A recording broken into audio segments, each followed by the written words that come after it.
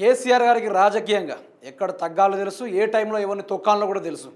అదే తీరుని కూడా కేటీఆర్ ఫాలో అవుతా ఉన్నాడు. తెలంగాణ రాష్ట్రంలో ఒక కొత్త సరైన మార్పు రాజకీయాలు తీయబోతున్నాయి. కురుక్షేత్ర యుద్ధంలో రణరంగం చేయడానికి కేసీఆర్ దిగబోతున్నారు.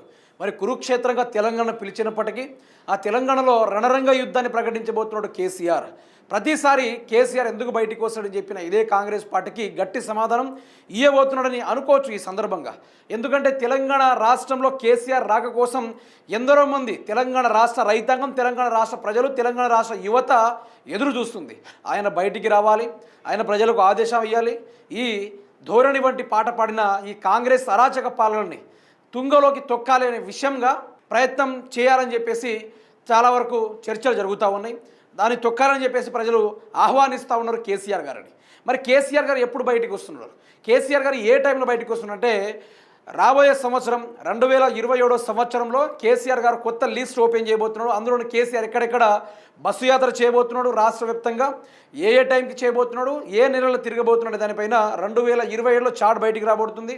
అందులోనూ బయటికి వస్తే కేటీఆర్ కూడా పాదయాత్ర కూడా పెట్టుకున్నారు. ఆ పాదయాత్రతోటి ఘోర వైఫల్యం చెందే అవకాశం ఉంది కాంగ్రెస్ పార్టీ, బీజేపీ పార్టీ. అయితే ఈ లెక్కన పరంగా చూసుకుంటే తెలంగాణ రాష్ట్రంలో ఎవరితో పోటీ పెడుతున్నారు, రాబోయే రోజుల్లో పొత్తు కలుపుకొని ఏమైనా దిగుతూ ఉన్నారా, పొత్తు లేకుండానే కలబడతా ఉన్నారా, దానిపైన చాలా వరకు చర్చలు జరుగుతూ ఉన్నాయి. నిజంగానే కేసీఆర్ గ్రౌండ్లో దిగితే ఏ విధంగా ఉంటుంది? రాజకీయాలు మారే అవకాశం ఉంటుందా?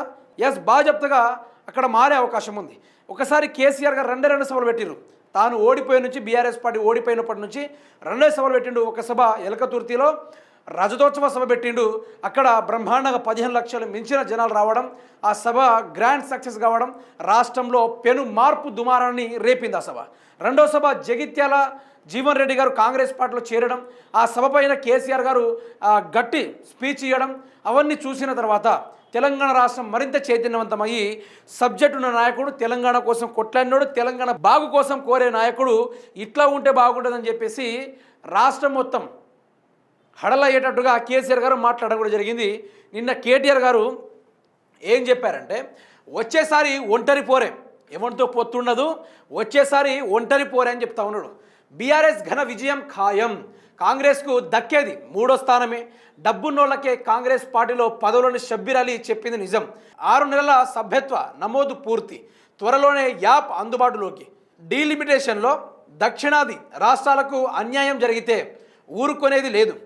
పాలనలో రేవంత్ ఘోర వైఫల్యం, ఫ్యూచర్ లేని సిటీ పేరిట డ్రామాలు, చిన్నవాళ్లకే హైదరాబాద్ అస్తవ్యస్తం, ప్రభుత్వ నిర్లక్ష్యంతోనే ఈ దుస్థితి. సీఎం బామ్మర్ది కనుసన్నాల్లో సింగరేణి, మీడియాతో చిట్చాట్లో కేటీఆర్, మీనాక్షి ఓటమి వెనుక కాంగ్రెస్ నేతల కుట్ర, బీజేపీ నేతలకు ఎవరు ఉప్పందించారో ప్రజలకు తెలుసు, కప్పిపుచ్చుకునేందుకు బీజేపీ కాంగ్రెస్ డ్రామాలు, కేటీఆర్ మాట్లాడడం జరిగింది. పాలనలో హామీలు నెరవేర్చడంలో ఘోరంగా విఫలమైన కాంగ్రెస్కు దారుణ పరాభవం తప్పదు. జారుడు బల్లపై ఉన్న కాంగ్రెస్ రోజు రోజుకు దిగజారుతున్నది. కాంగ్రెస్కు రాబోయే ఎన్నికల్లో దక్కేది ముమ్మాటికి 3వ స్థానమే. బీఆర్ఎస్ ఘన విజయం సాధిస్తుందని సర్వేలన్నీ గంటపథకంగా చెప్తున్నాయి. మున్సిపల్ మంత్రిగా వ్యవహరిస్తున్న రేవంత్ రెడ్డి దారుణంగా వైఫల్యమయ్యారు. బీఆర్ఎస్ కట్టిన ఫ్లైఓవర్లు, రోడ్డు నిర్వహణ కూడా ఆయనకు చేత కావడం లేదు. హైదరాబాద్ వరద కష్టాలకు బాధ్యుడు రేవంత్ రెడ్డి. శంషాబాద్ ఎయిర్పోర్ట్ వరకు మెట్రో రద్దు చేయడంతోనే ఆ ప్రాంతంలో భారీగా రద్దీ పెరిగింది. వానాకాలంలో సన్నద్ధత ప్రణాళికపై సమీక్ష నిర్వహించలేదు అని చెప్పేసి చెప్పడం కూడా జరిగింది. ఇక్కడ మీకు ప్రధానంగా తెలవాలి ఏంటంటే బీఆర్ఎస్ పార్టీ రాబోయే రోజుల్లో బీజేపీతో పొత్తు పెట్టుకుంటుందా అని చాలా వరకు డౌట్ అయితే ఉంది. బీజేపీ పార్టీని ఎక్కడ ఉంచాలో ఆడనే ఉంచాడు కేసీఆర్. ఎవరితో పొత్తు పెట్టుకోలే. ఒకటి మీరు గమనించాలి, తెలంగాణ రాష్ట్రం ఏర్పాటు కోసం ఏ పార్టీతో కూడా పొత్తు కలుపుకోకుండా ఏకంగా సన్నధాటిగా పోరాడి ఉద్యమించి తెలంగాణ రాష్ట్రాన్ని జయించిన నాయకుడు కేసీఆర్. అట్లాంటప్పుడు ఈరోజు రాజకీయ పరిణామాలు మారినాయని, బీజేపీ కేంద్రంలో అధికారంలో ఉందని ఈరోజు భయపడి వాళ్ళ పొత్తు కలుపుకునే రకం చంద్రబాబు లెక్క మైండ్ సెట్ అయితే కాదు కేసీఆర్ గారిది. ఆయన ఏ టైంలో బయటికి వెళ్ళాలి, ఎవరిని ఎక్కడ దొక్కాలి, ఏ టైంలో రాజకీయాలను ముందుకు తీసుకెళ్లాలో బాధ్యతగా తెలిసినోడే కేసీఆర్. అందుకని కేసీఆర్ గారు ఏమంటున్నారంటే రాబోయే రోజుల్లో మేము ఎవరితో పొత్తు పెట్టుకోము, సింహం సింగిల్ లెక్క పోరాడుతుంది. కేసీఆర్ బీఆర్ఎస్ పార్టీ కూడా బ్రహ్మాండంగా ఒకటై నిలబడి కొట్లాడే ఆ యొక్క నైజాన్ని కూడా మీకు చూపెడతామనుకుంటూ ఇక్కడ కేటీఆర్ గారు తెలుపుతా ఉన్నారు. కాంగ్రెస్ పార్టీకి దక్కేది 3వ స్థానం. స్థానమే, రాబోయేది 3 సీట్లతో కూడా గెలిచే అవకాశం లేదు, మళ్ళొచ్చేది మన ప్రభుత్వం అనుకుంటూ కేటీఆర్ గారు చెప్పారు.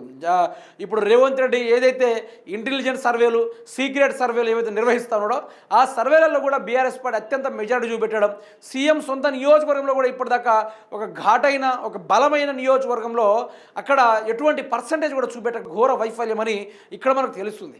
ప్రధానంగా కేసీఆర్ అంతా రాజకీయ నాయకుడు తెలంగాణ రాష్ట్రంలో ఎవరు ఉన్నారా? బీఆర్ఎస్ పార్టీని మించిన సబ్జెక్ట్ గల పార్టీ కానీ, లేకుంటే ఏ స్కీములు కూడా కొట్లాడి తీసుకొచ్చే దమ్మున్న పార్టీ కానీ, ప్రజల పక్షాన్ని నిలబడే పార్టీ కానీ, అధికారం లేకున్న అధికార పార్టీని భయపెట్టించే పార్టీ కానీ, ఈరోజు రాష్ట్రంలో జరుగుతున్న అన్యాయ అక్రమాలకు న్యాయంగా నిలబడే పార్టీ కానీ, ఈరోజు అన్ని విధాలుగా ఆలోచించుకుంటే కేసీఆర్ని మించి బీఆర్ఎస్ని మించి పార్టీ ఏదైనా ఉందా? అటువంటి మనిషి ఎవరైనా ఉన్నారా అంటే ఎవరు కూడా లేరు, ఎవరు కూడా రారు, కుదరదు, జరగదు కూడా. ఆ లెక్కన తెలంగాణ రాష్ట్రం ఒక ఉద్యమించబోతుంది. కేసీఆర్ గారు రణరంగంలో దిగితే తెలంగాణ రాష్ట్ర ప్రజలందరూ బ్రహ్మరథం పడతారు. ఇప్పుడు కేసీఆర్ అంటే ఒక వైబ్, కేసీఆర్ అంటే ఒక నవ రక్తానికి మోటివేషన్, కేసీఆర్ అంటే తెలంగాణ రాష్ట్ర జాతీయ అభివృద్ధి ప్రదాత. కేసీఆర్కు ఉన్నంత క్యాడర్ ఈ భారతదేశంలో ఇప్పటిదాకా ఎవరికి కూడా లేదు.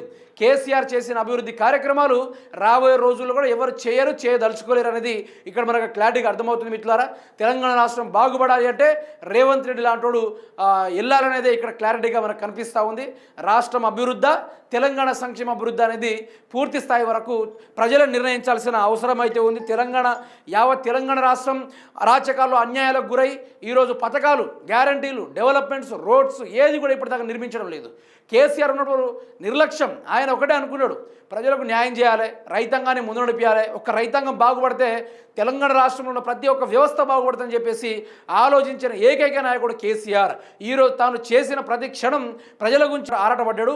ప్రజలకు ఏం చేయాలని చెప్పేసి ఆయన ఆలోచించాడు తప్ప ఇప్పటిదాకా ప్రజల కోసం అన్యాయం చేయాలని కేసీఆర్ ఎక్కడ కూడా తరించలే.